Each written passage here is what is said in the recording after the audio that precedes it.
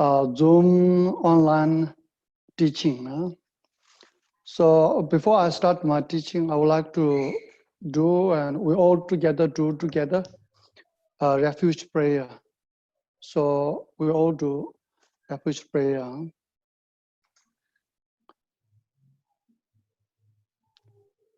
With the wish to free all beings, I shall always go for refuge to the Buddha, Dharma, and Sangha until I reach full enlightenment. Namo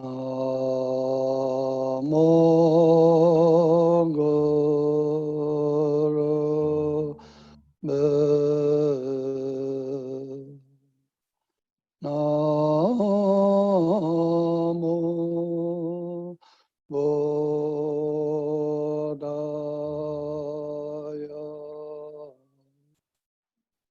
Namo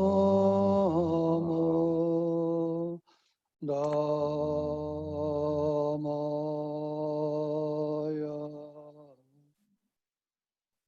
Namo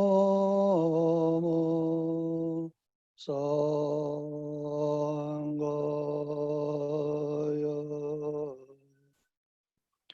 Namo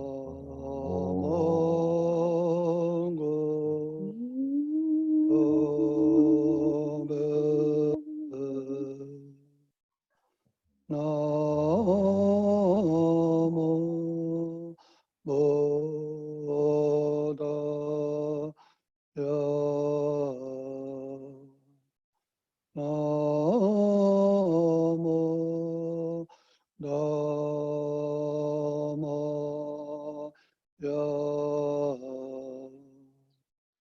Namo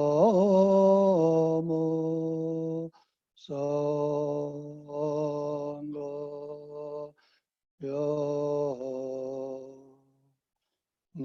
Namo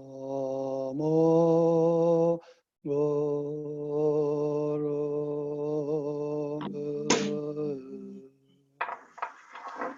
Namo Buddhaya. Namo Dhammaya.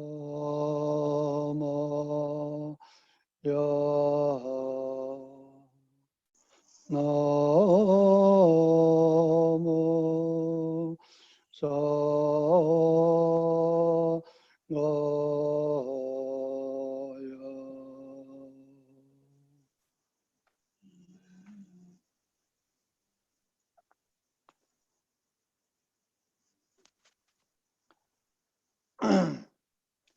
Yeah.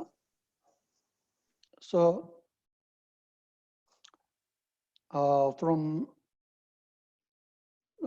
today onwards, over the past no, over the coming over the past, we already have the teaching on how to practice the Dharma. Now we are going to explain how to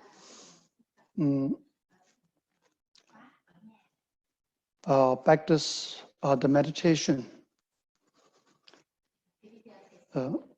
So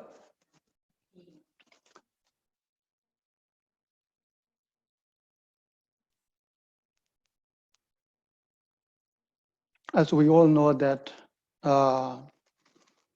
during the worst time of the humanity,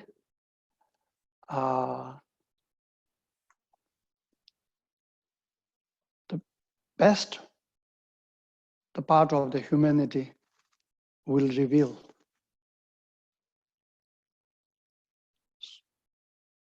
So during this coronavirus, the crisis outbreak,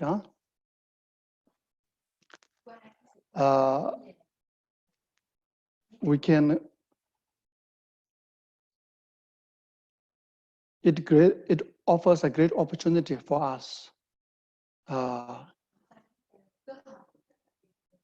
to reveal the best the essence of the humanity. So in order to see that, we need to seize this opportunity. This is one of the greatest opportunity for us.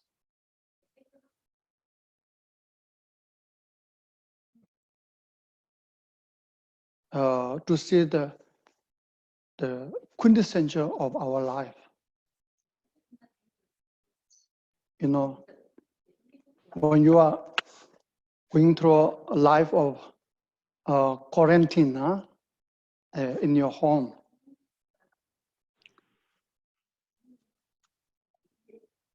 this is we can see this quarantine is for quarantine for our mind. You know, if the lockdown is lockdown, all the distraction.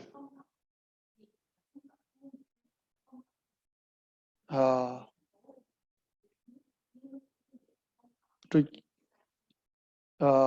practice the social distance and stay in your home is the greatest opportunity. We have to seize this great opportunity.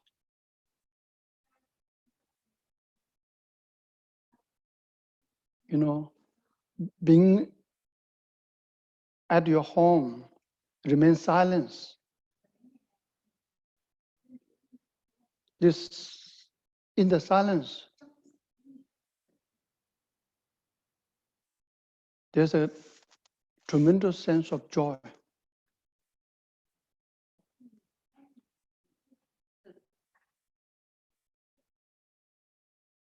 You know, when you're free from all the distraction and noises,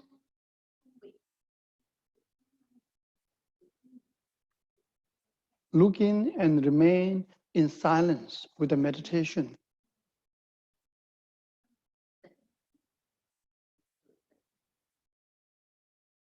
Then you innate the nature of the mind, that which is the bliss, can be experienced.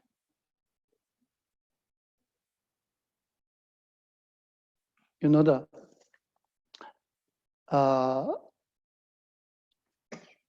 right now people find it's very difficult to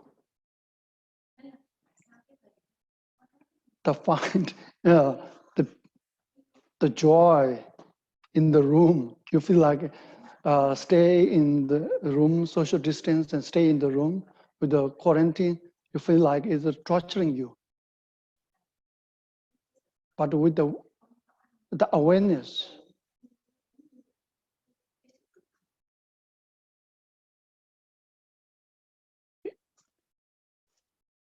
like I said, it is a great chance for you to reflect in and remain in silence with the meditation. It gives you a tremendous sense of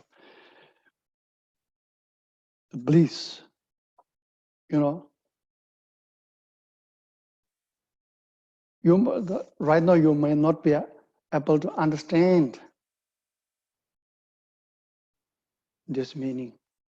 It's quite hard to accept.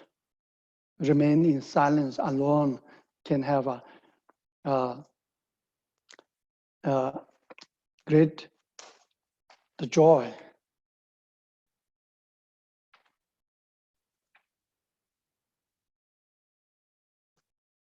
So me too.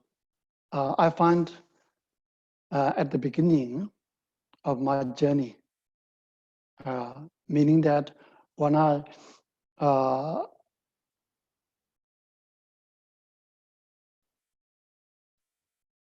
first became a monk in 1990, and under the our great teacher, Yosemite Chodron Rinpoche, he is like a second Buddha who worked on this earth. So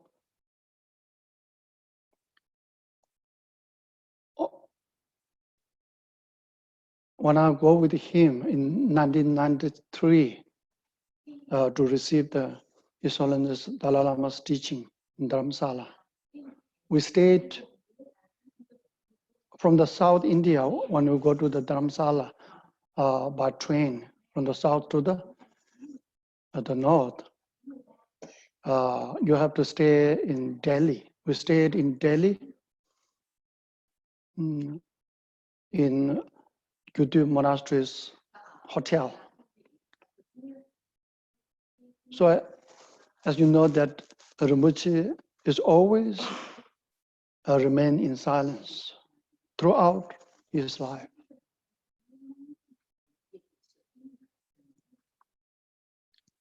Most of the time, except giving teaching, he always in the room, whole day, and remain in silence.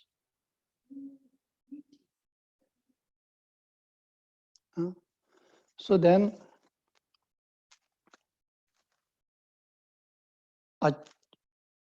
when Rinpoche remain in the room as usual, I go out and I met many of my friends, old friend, schoolmate, classmate, and we have a long time chit-chat, talking together. Enjoyed very much. After an hour, almost an hour, I went back to the hotel. To Rinpoche's room, and make sure he is okay. He need anything. And what Rinpoche told me, because he heard all of our chit-chat, all of our talkings, laughing and cracking jokes and so forth. So he told me, as soon as I get him inside his room, I ask him, do he need anything? He says, the joy that you get out of talking with your many friends cannot be matched even the slightest, the joy of my silence.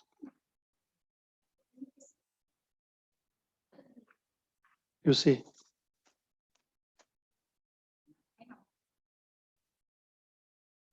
At that time, I didn't get it. What? I didn't understand it. I feel like that, how can you have a joy that is greater than joy that normally we experience by remaining one alone in the room silently?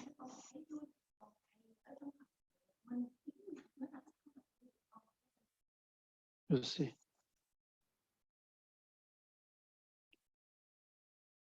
But later on,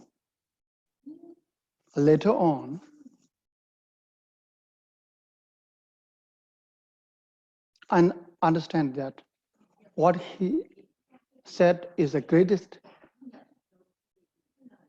said.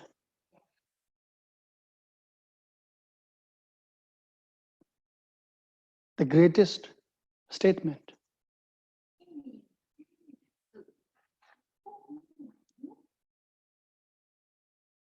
Later on, I realized that, oh, he stayed in meditation in a single, very dark, small room for 20 years in meditation.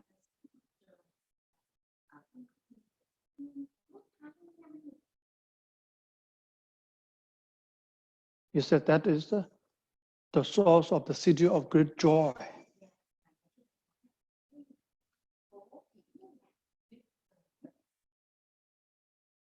You see. So for us, we are unknown to this kind of lifestyle. Stay in the room. Even 2 weeks as a practice of quarantine, we find that it's very, forget about the experience, the joy. You feel like it's a torturing.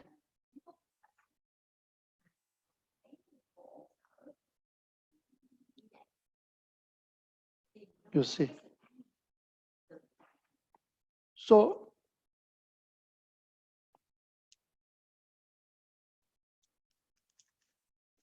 this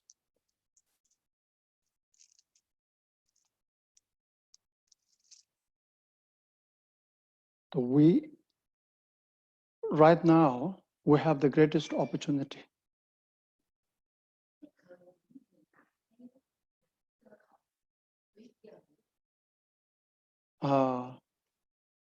to go within us.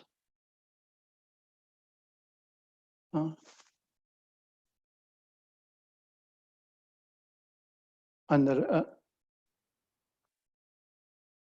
learn, reflect, and meditate.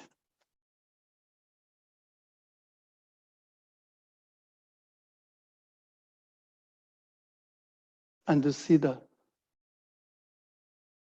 through this, you will see the purpose of the life, the meaning of the life.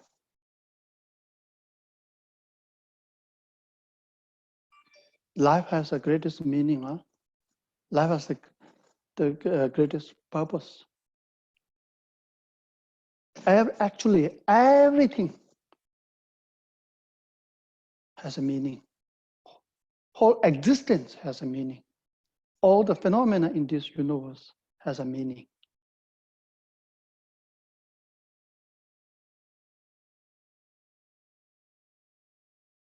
You know, this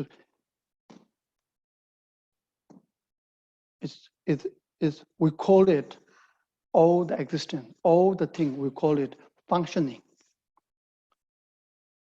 We call it. Functioning is the nature of the things. So everything is functioning. Functioning for what purpose? Functioning for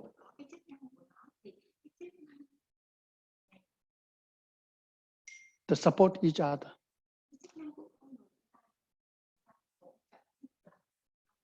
Functioning or holding its own identity. That's why everything in the universe is unique.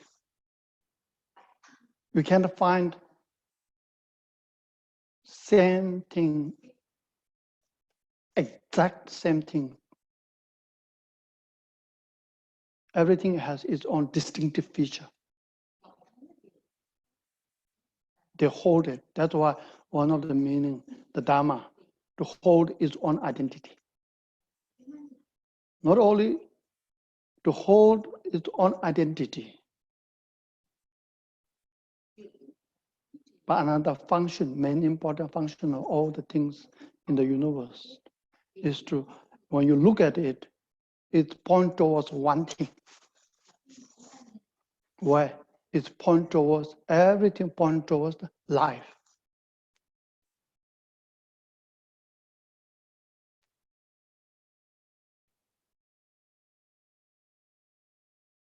And you see, from the ocean, the sun, the tree, everything in the universe pointing towards one thing, to the life.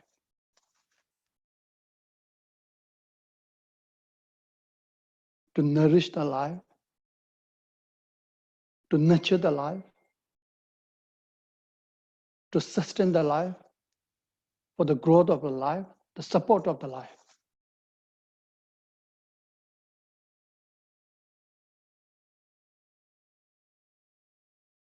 You see, so everything has a purpose, has a meaning.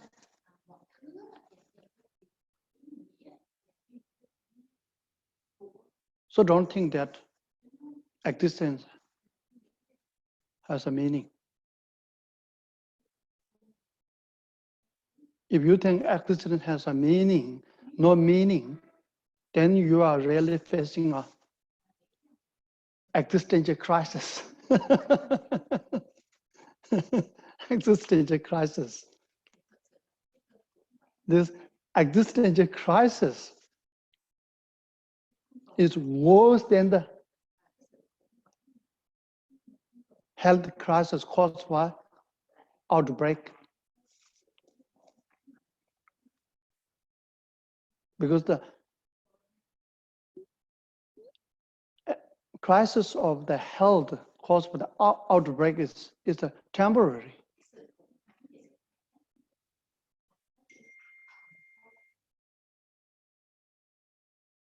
But when you face the existential crisis, then it takes long time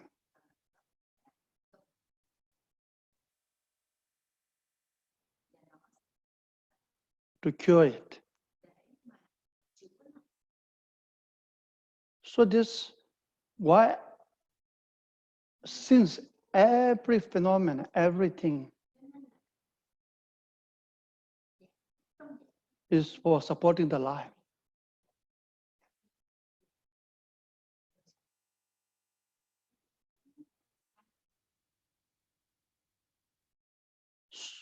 So why is it?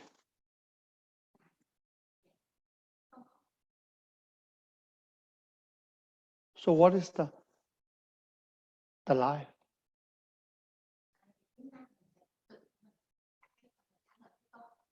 Life is a continuously flowing,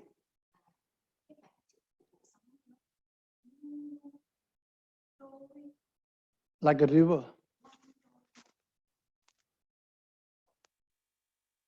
unceasingly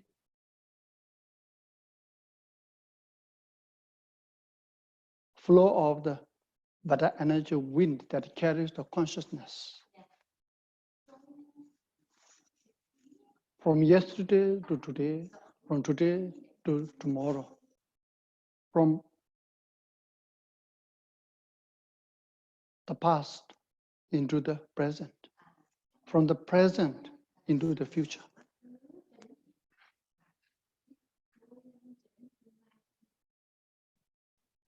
That's the continuation of the vital energy wind, constantly flowing, unceasingly. That is the life.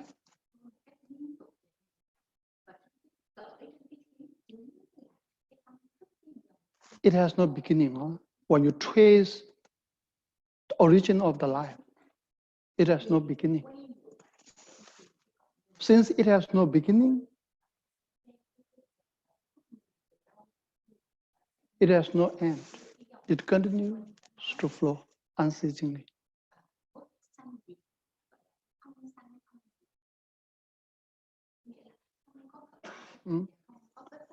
So,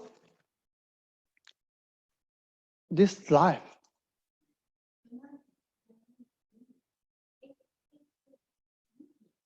very nature of this life, is not only unceasingly flowing, but it has multi-dimensional qualities and the potentials.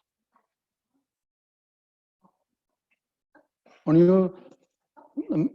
you touch it, when you realize it, the life, you will be definitely mesmerized.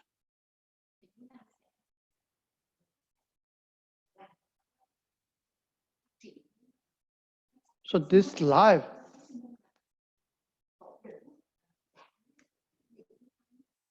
It's the very nature of the life. It's joy. To experience rather than a pain that needs to be taking medication.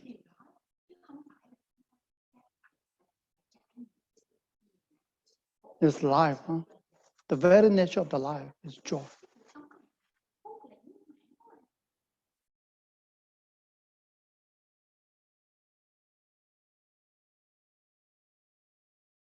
That's why we always, since we're born, intrinsically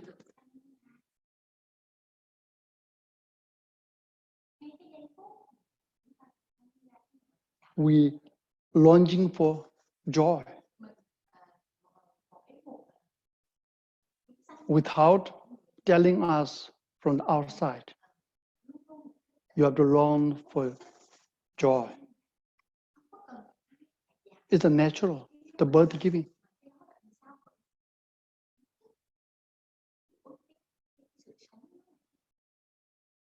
It's life nature. It's the very nature of the life is the joy, the bliss.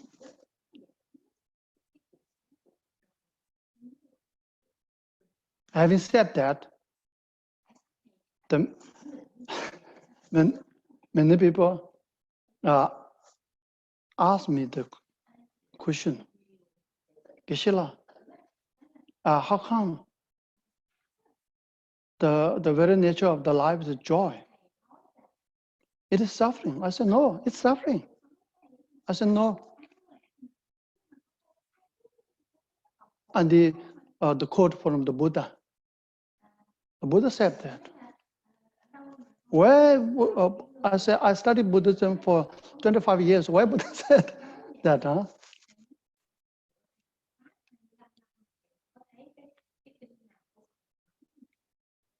The Buddha said in the Four Noble Truths, truth of suffering, truth of origin, truth of the path, truth of the cessation, and truth of the suffering. They say, truth of the suffering. Oh, truth of the suffering. You misunderstand the Buddha's teaching. Buddha's teaching has been misunderstood for a long time, over the ages.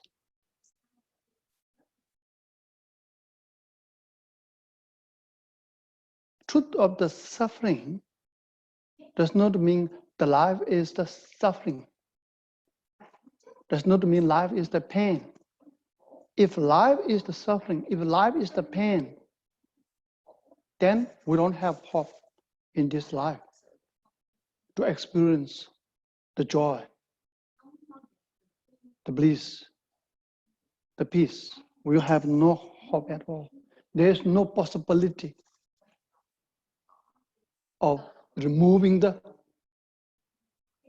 pain and the suffering from our life, because life nature is suffering and it is pain.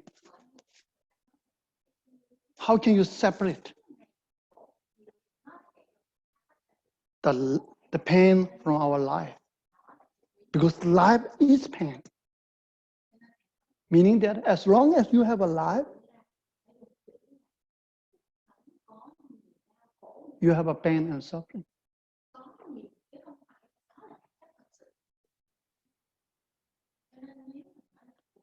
What is the nature of the coal?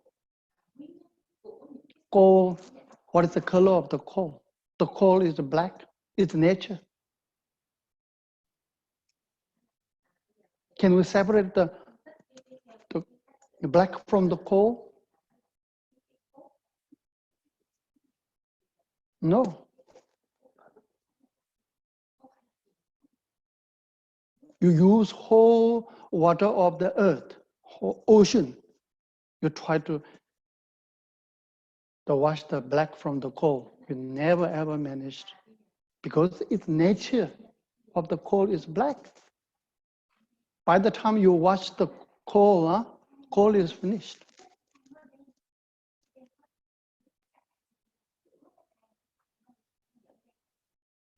So there's no the possibility. Another example I can give you is what the very nature of the fire is to burn. Can you separate the burn from the fire? No.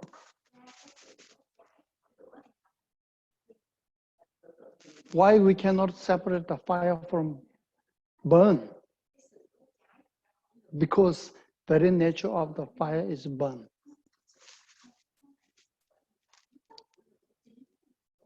So if the very nature of the life is pain, then there's no possibility. No matter how many eons you meditate, you can't separate pain from our life.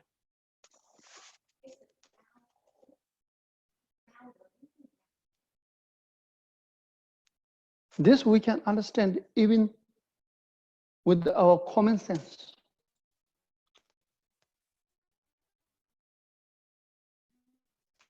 Buddha is not that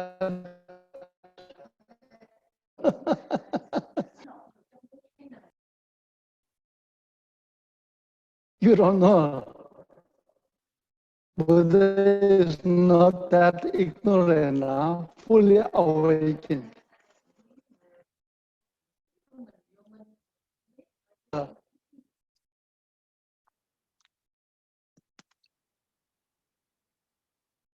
And what does mean by the truth of the suffering?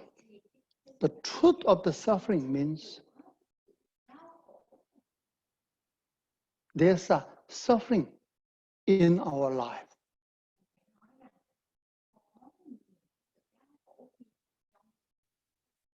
There's the pain in our life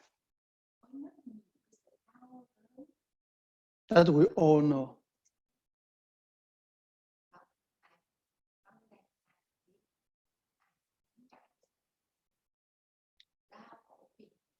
It's a huge difference between life is suffering and there's a suffering in life. Is a huge difference.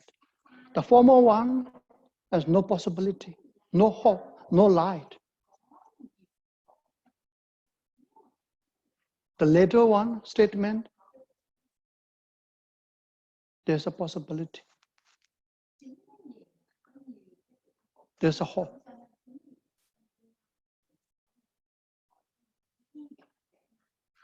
So this understanding is the key thing.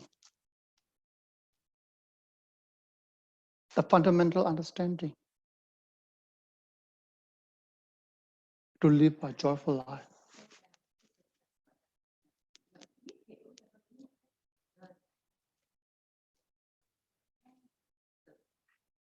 This life, very nature of the life when you look at it, it is a love to be expressed rather than a hate to be manifest. It is very nature.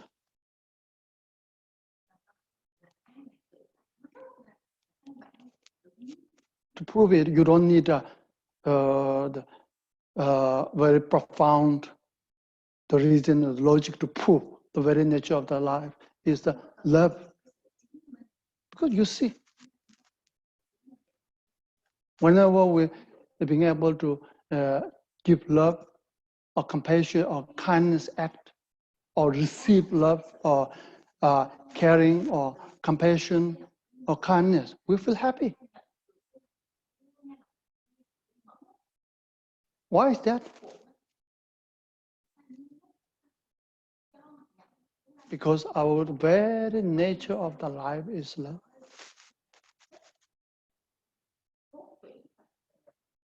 Mm.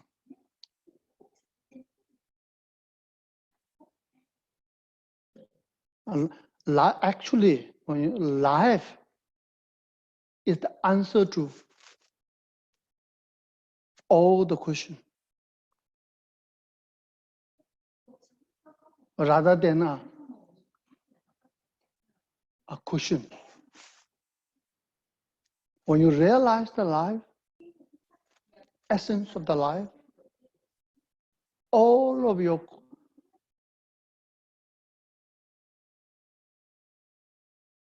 questions will be resolved.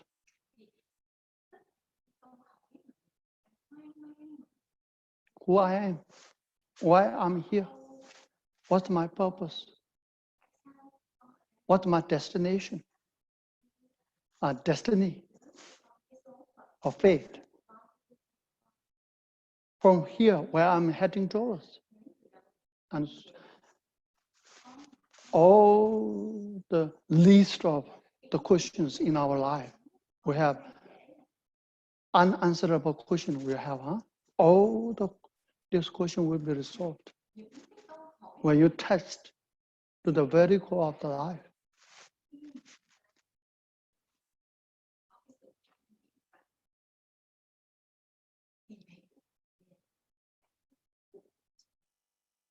So the life as an infinite possibility rather than limited possibility.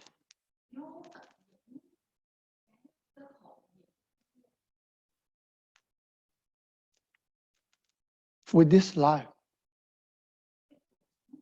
we have the great freedom, great capacity, the great potential. Whatever we want to be, whomever we want to be, whatever we want to have.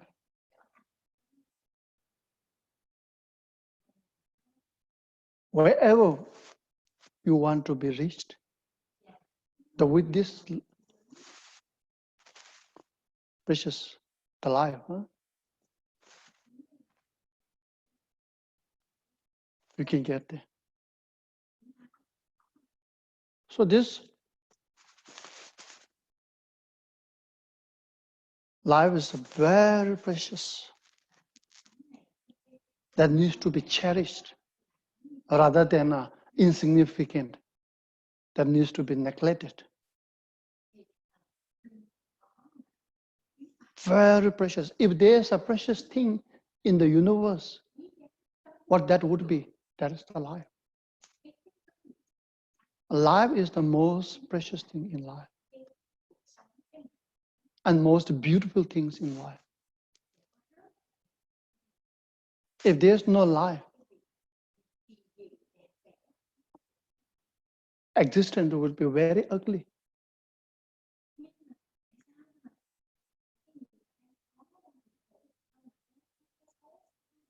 Life is so precious. That's why we say precious human rebirth.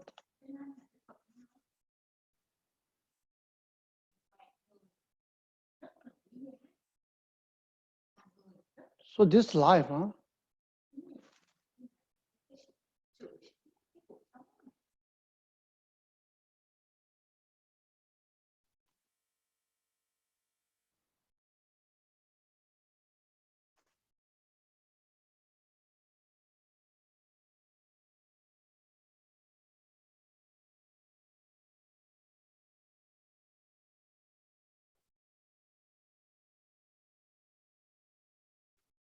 it's very important for all of us, all the human beings, for all those who possess life. The fundamental thing, if you like to enjoy the life, fundamental thing, your mentality towards the life, your perception towards the life, should be the essence of the life is joy. It's a clear light. It's love. It's precious. It's a miracle. So the attitude towards your life is very fundamental.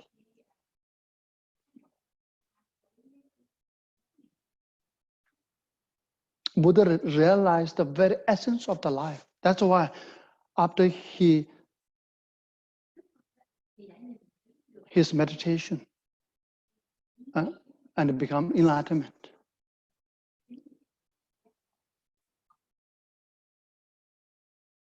first words comes out of his mouth right after he achieved Buddhahood. Right after he became fully awakened, the first word he comes out of his mouth is what?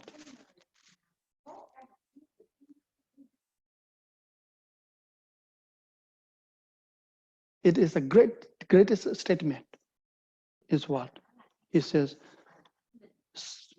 "Do the substitutor was a dumache, do the double church coin, sula dengue quaminube, muman like in newacha." Meaning that I found a nectar like Dharma that is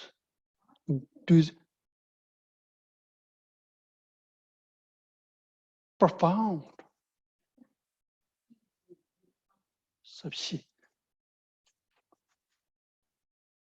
peaceful, dirty, free from complexity, with clarity, luminosity,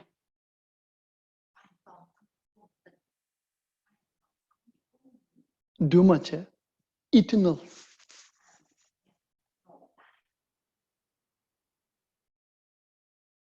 So that would have found the essence of the life. He experienced that, so he expressed what he found.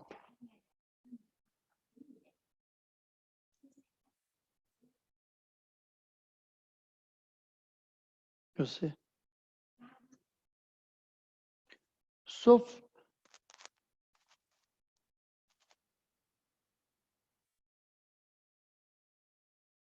from this we know that the very purpose of the life is to live a joyful life.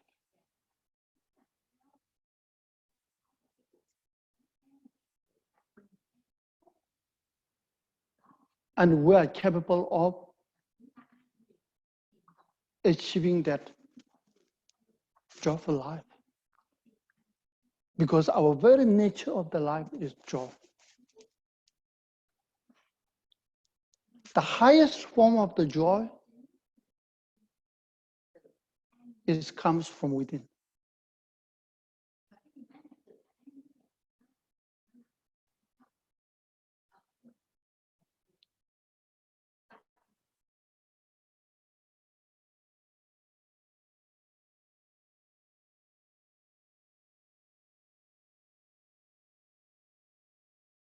When you go within, then you will find a peace.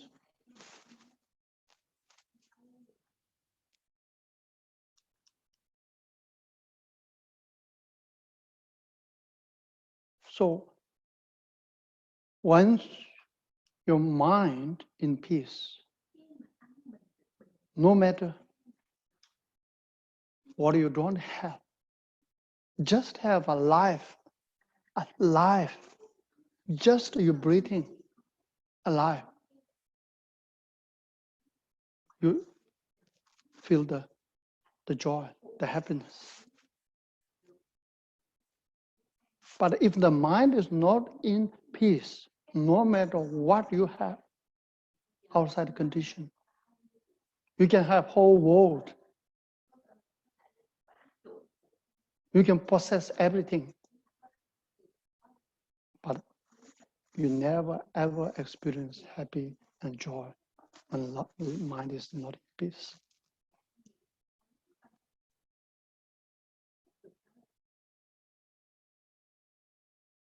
how to find the peace within.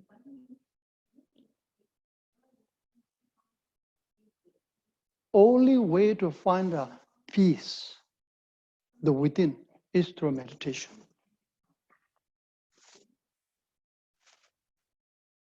It's the other way to find a peace within yourself.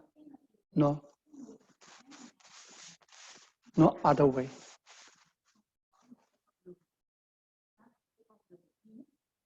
Don't look for the other way. We have been looking for the other way for a long time.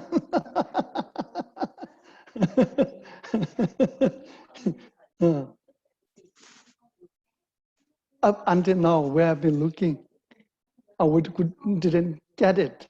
Why? Because we are looking in the wrong direction.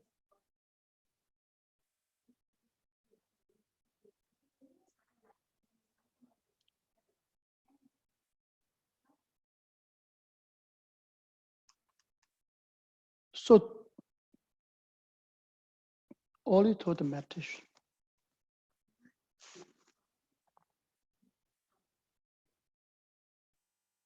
So when you do the meditation, actually this meditation is a beautiful guide that takes us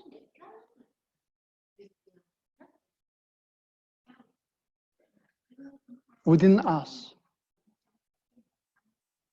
to the very core of our life,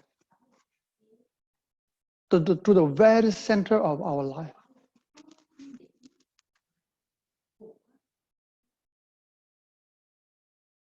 To the emptiness, the nature of our mind. When you enter into the emptiness nature of our mind, that is the place where you can find the purity, the love, the tranquility, the joy.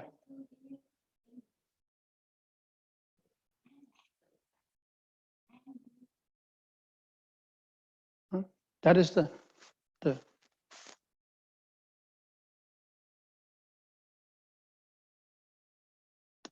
place of no place.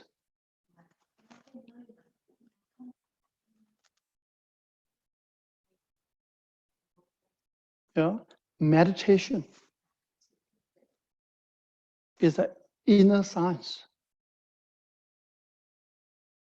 that takes you on the journey, the within. You are going, go within.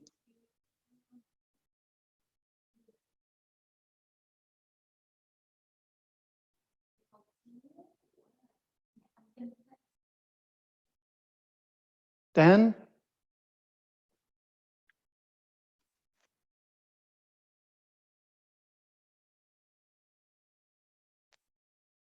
you go, you enter, you abide.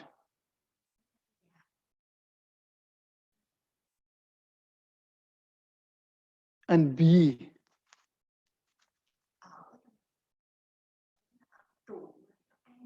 that an emptiness.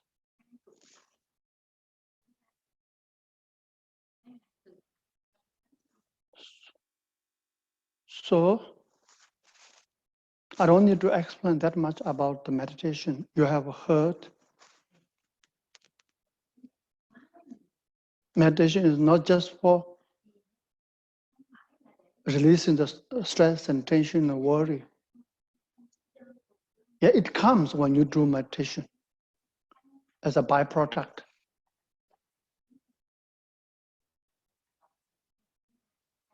But that's not the main purpose of doing meditation. Don't reduce the power of the meditation just to removing the stress and tension, worry.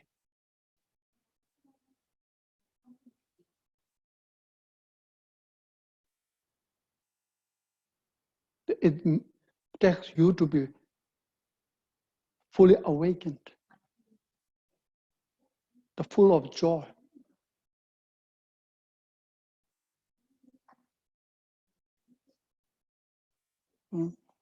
So the meditation, there are two kinds of meditation.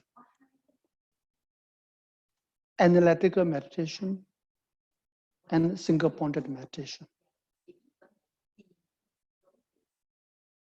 We call Vipassana meditation and Samadhi meditation, or the inside meditation and Kamabhati meditation.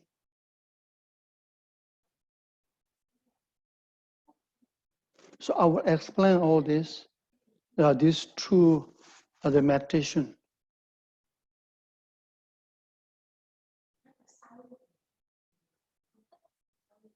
One by one. But first we through the practice of the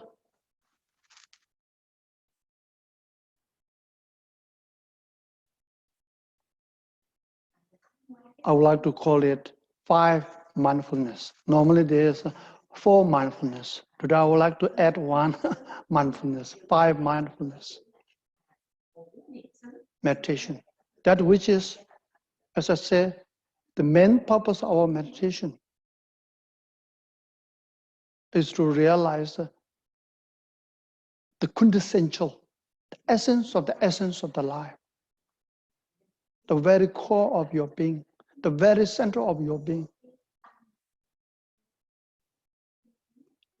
the emptiness of your mind. So to go there, that is your final destination. That is your root. That is our home. To go there, we go from the physical body first, then to the mind, then to the feeling, and then to the emptiness, and then to the emptiness of the mind.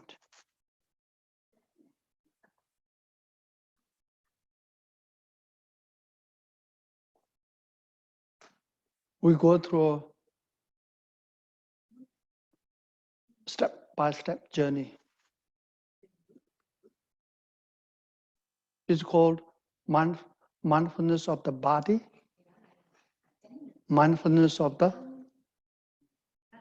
feeling, mindfulness of the mind, a mindfulness of the emptiness. That's a normal for mindfulness. Here I add another mindfulness, mindfulness of the ultimate nature of the mind.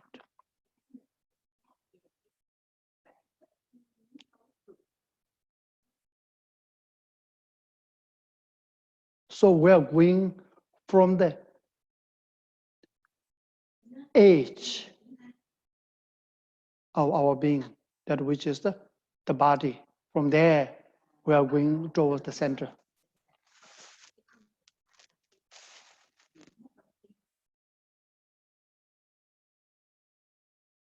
So the first we go to the body.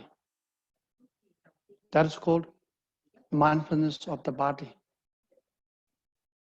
We use the mindfulness of the body to go to the body, realm of the body.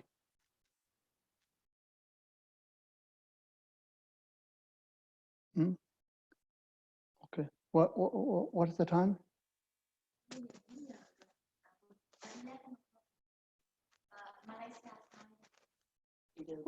Oh, so today we stop here. Huh? So. Yes. Yeah. Oh, we're going to continue. Okay, 11 o'clock. Okay, then we stop here. Huh? So today we stop here. So what I want all of you to do until we meet next Sunday. I want you to reflect the point that I have said. You reflect the point that I have said. Every day you reflect. That is the analytical meditation. That is the part of analytical meditation. You see. That's very important. Huh?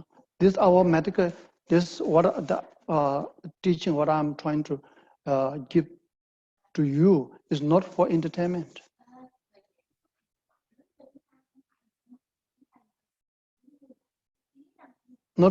Not for you to feel good. Oh, today I feel very good. No.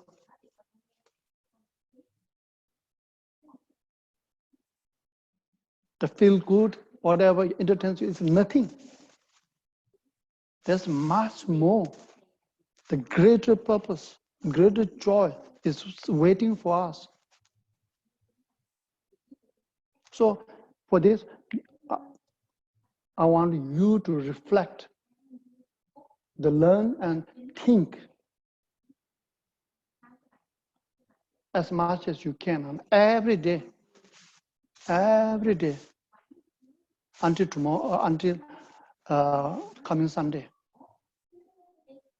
So then you see how it works with you.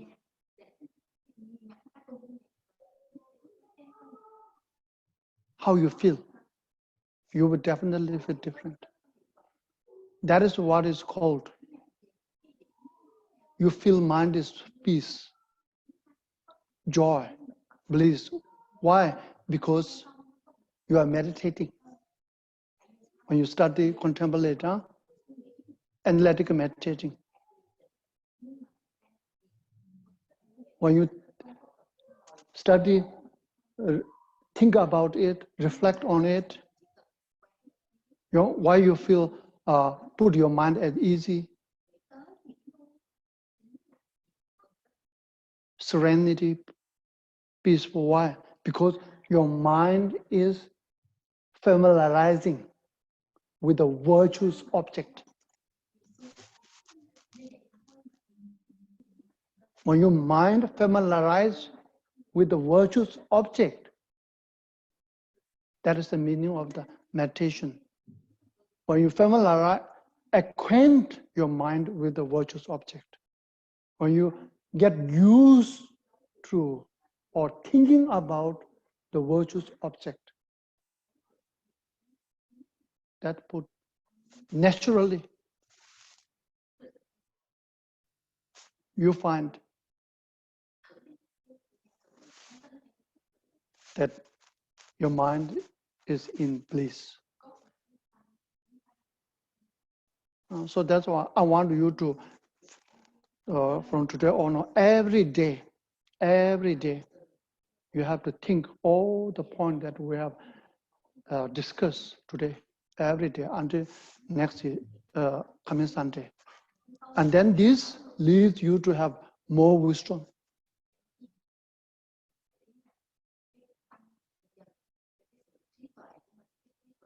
This leads you to awaken.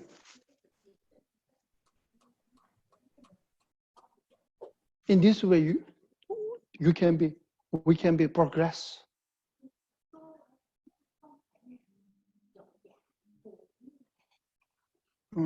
So to do this, you don't need to be sit like this as if you are a great saint, great yogi. No need, no need. What is the point of sitting like this for 10 minutes, sitting like this for 10 minutes, and then the 20 hours yelling, shouting? No point, So this, you can sit like this and study and contemplate and think, Or you can lie down.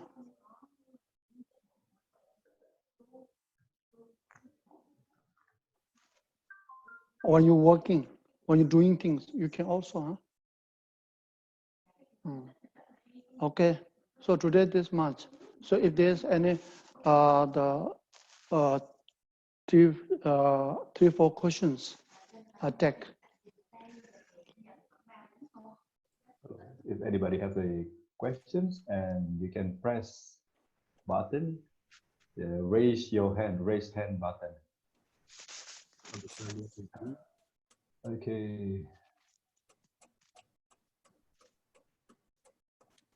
Okay, Karen, now you can talk. Hi, Rinpoche. Hi. How do I know if I am meditating right? If the experience is just my imagination or meditation?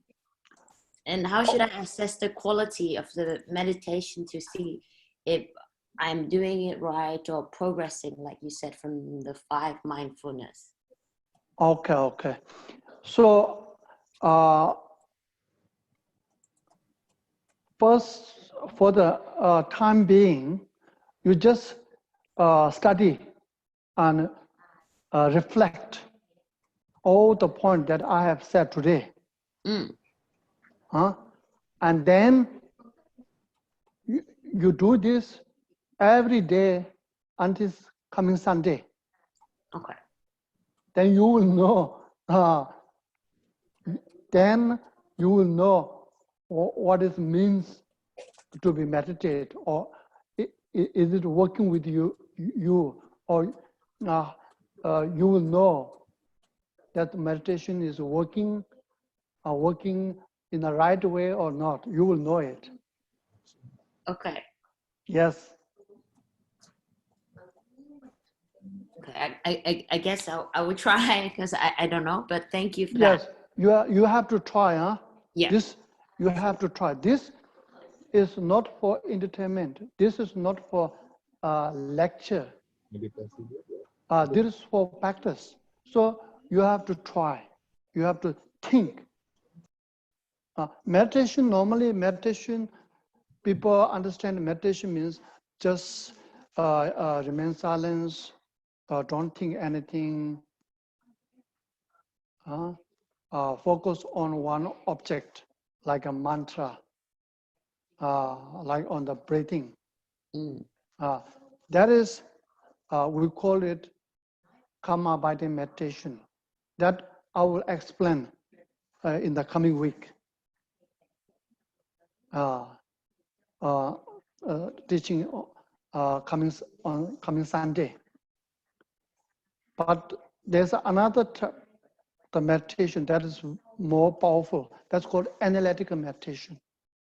Analytical meditation. So the analytic meditation means you're analyzing the point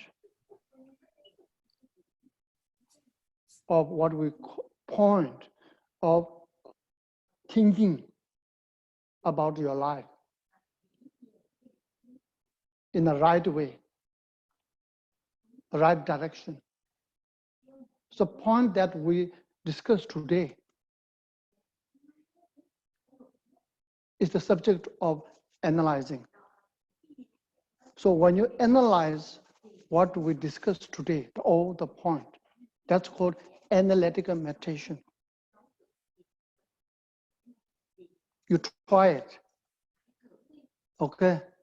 Yes. If you have the copy of video tab clip, then you can listen again, and at your home, you listen, and then not only listen, then you use the mind to think about it, reflect on it, contemplate on it. And if or you recall as much as you understand today, right after this teaching, without doing anything, you just reflect all the point that we discussed today. Okay. Oh, okay. Yes. Okay. Thank you. Okay, Xin, now you are next. Please. Hello. Hi, Rinpoche. Thank you for your teaching.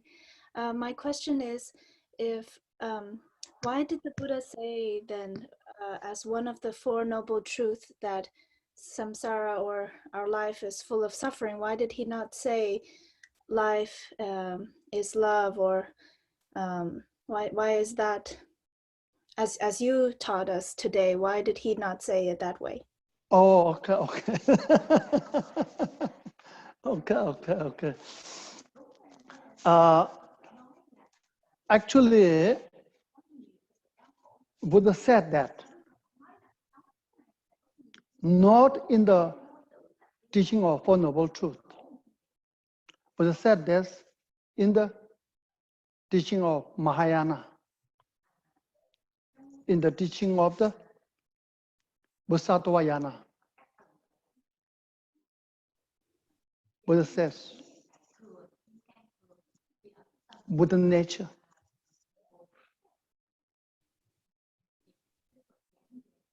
Buddha nature. Buddha nature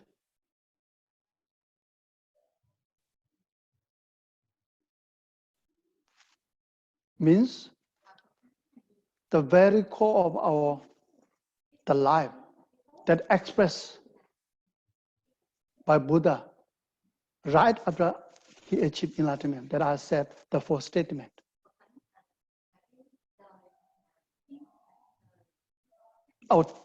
In that statement, indirectly what we're saying is our true nature is free from premortally stain, premortally free from stain and pain.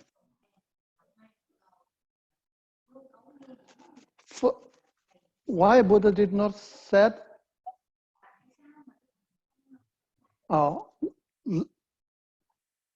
life right away, said in a direct way, life is joy. Instead, he said there's a suffering in life.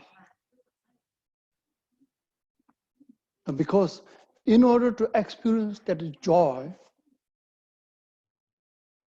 of life, you have to let go, clinging to the suffering.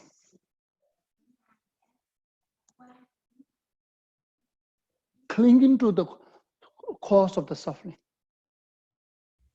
Was saying accept the fundamental nature of the life. All the rest of this in life. Without awareness, when you cling, it is suffering.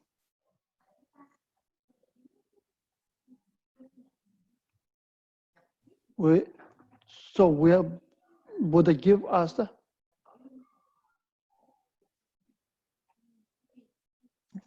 great awareness.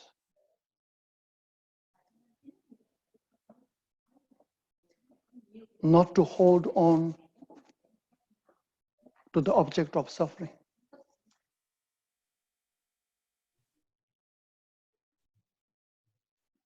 Yeah. When you hold on to the object of suffering, you never able to experience the joy. When you cling to the adversary, cling to the source of the pain,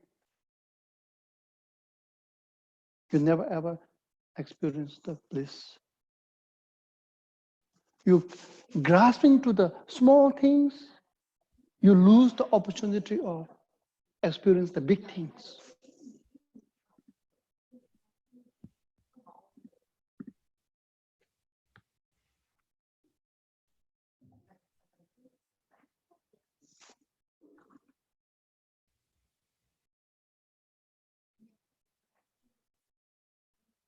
Yeah, if Buddha said right from the beginning,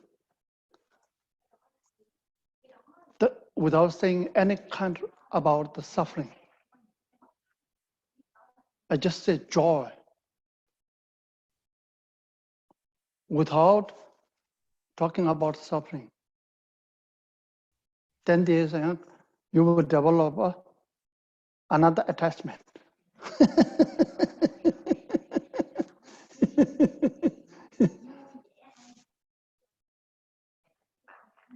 By knowing the suffering from its depth, then you will have a strong longing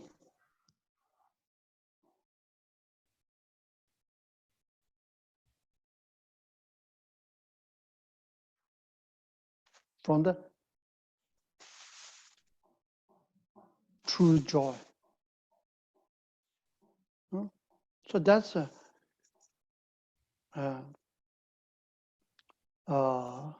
is my answer. Thank you so much, Rinpoche. Okay, thank you. Okay, then the next motto G6.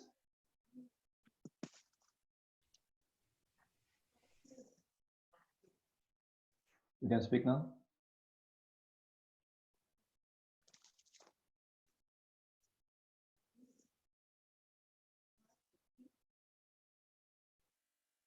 Hello, motto G6. You are in line now.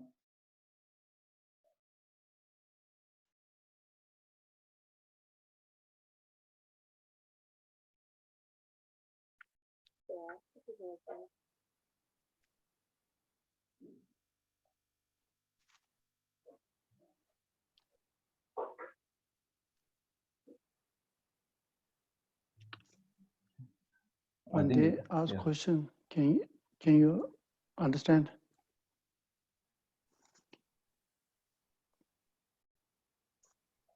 Okay, I think we changed to.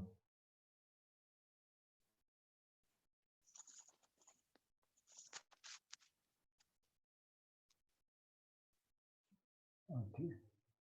Okay, Sri Bar. Sri Mina. Okay, you can talk now.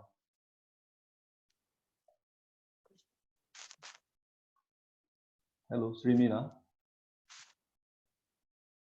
Press the unmute button, audio button in your phone. Okay. Yes. Okay. Yes, I'm here. Yes, I can hear you. Trying to change my friends from America. Okay. I just know. Thank you. Huh? You just know. Yeah, because I unmute my phone also. Oh, is this the first time for you? Yes, this is my first time. Okay. Okay. Welcome, huh? That's it, Dilik Rinpoche. That's the.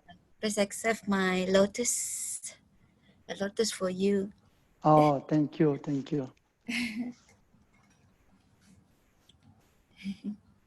Okay, thank you.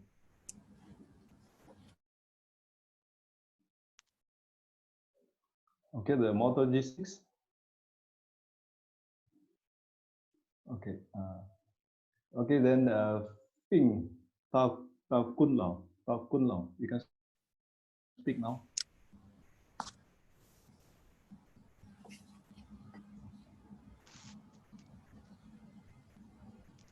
My question is, you said that if your mind is peaceful, you will find joy.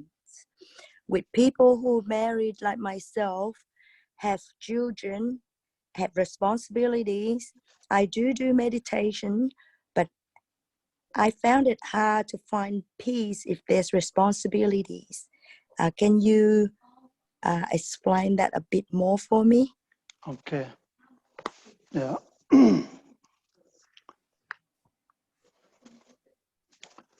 Yes.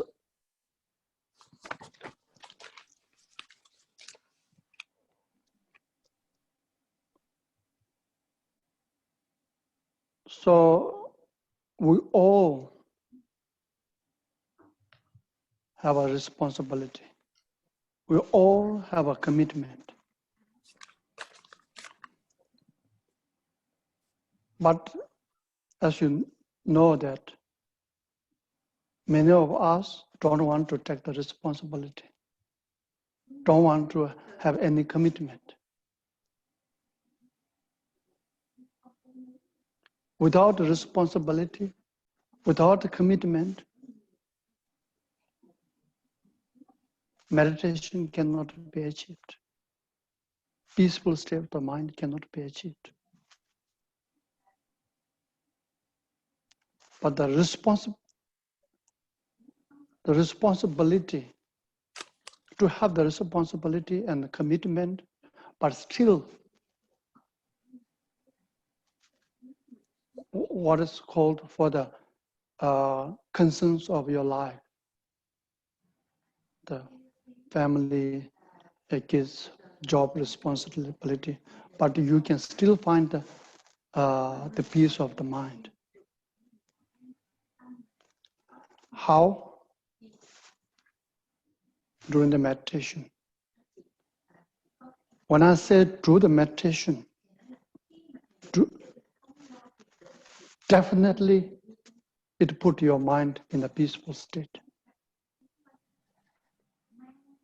At least during the time of that meditation.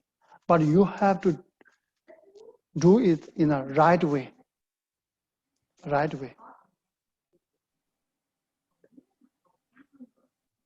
Doing meditation is important, but more important thing is do the meditation in a right way. Meaning that when you do the meditation, 5 minutes or 10 minutes every day, when you do this meditation, whatever meditation you're doing, when you do this meditation, before you engage in the meditation, you have to lock down everything. You have to shut down everything.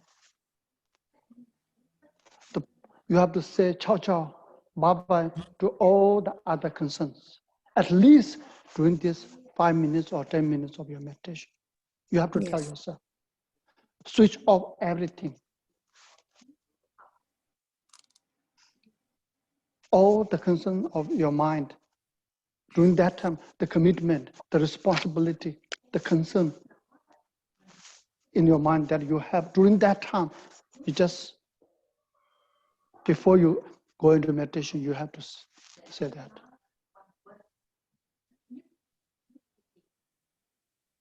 And you put yourself 100% in the meditation.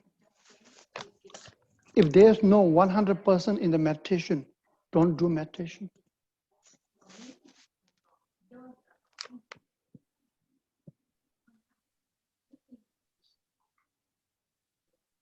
If there's something you need to take care, it bothers you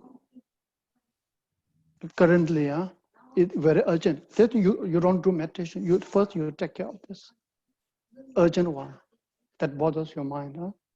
After that, then you, in this 10 minutes meditation,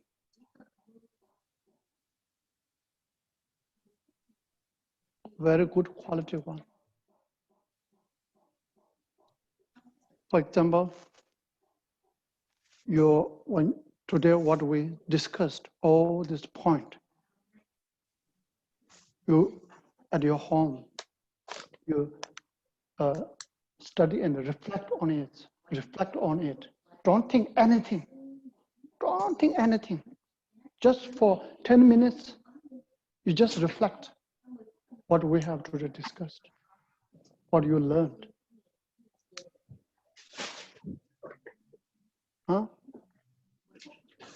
When you do this, then guarantee you will, during that time, your mind put at easy, put at peace.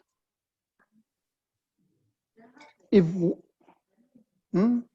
then you feel like, oh yeah, I feel very peaceful. Then you can do it again and again and again. But when you do it, you do in the right way and to engage in 100% yourself. That's the key point. Okay. Thank you, Rinpoche. Okay, thank you. Okay, thank you. And Caroline, you are next. Yeah, Tashidele Rinpoche, regarding the analytical meditation, reading Dharma material is analytical meditation itself, right? Yes. No, no, not just reading. Reading is not the analytical meditation. It's like this. You read. After reading, you reflect on its meaning. Think about its meaning. Contemplate on its meaning. That analyzing the meaning, that's called analytical meditation. So the reading, if you like to read Dhamma book, you read it. But if you read one paragraph, if you read one paragraph, after reading, then you close the book, Dhamma book, whatever Dhamma book, you close it, and then you think about it. You try to understand it. You try to reflect on it, the point that you understand through reading. You're thinking about it.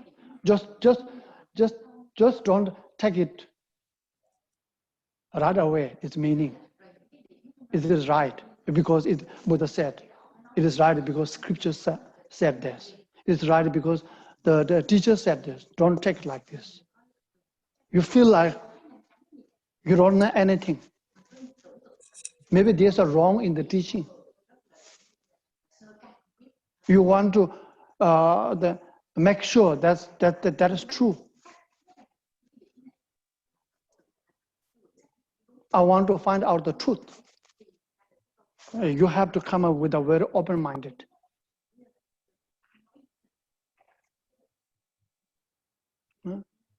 Then that brings you the wisdom. As Buddha said that, don't take my words out of faith or respect to me. Rather, you analyze it, you taste it.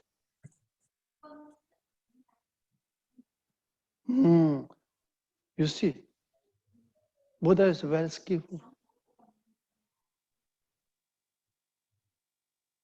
So that's why after reading, most important thing is read one paragraph first. Read one paragraph. If you want to read the whole book, very good. But every day, you think about the meaning of the one paragraph and then reflect on it, contemplate on it, think about its meaning. Okay. Okay. Yes. Okay. We stop here, huh? Yes. And we do our dedication. We do our dedication. So we dedicate all the merit that we created today by doing this class on the meditation, together with all the merit that were created in the past and that we are going to create in the future and that we created today, and also through the force of the truth, Buddha's prayer, the blessing. May all this disaster, outer disaster, inner disaster that people are experiencing, made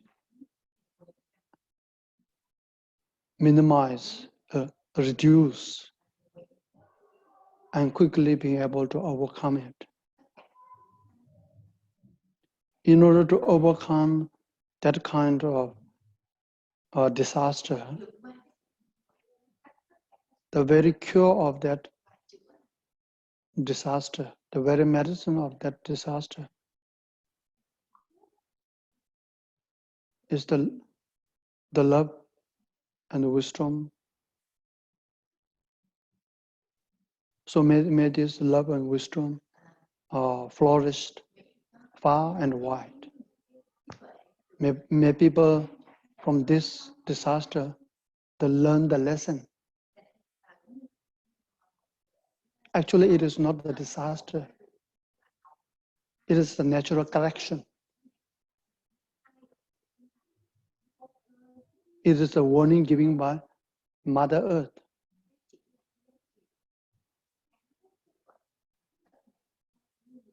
It is saying it's too much exploration, too much abuse, the Mother Nature.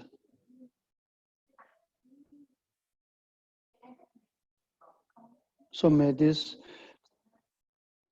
the very cure of, or the medicine of this exploration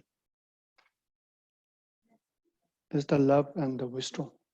May this love and the wisdom flourish far and wide. In order to flourish this love and wisdom far and wide, all the wise men, all the teacher who promote that teaching of love and wisdom, may they have a long and healthy life and all of the enlightenment activities, all of the activities of love and caring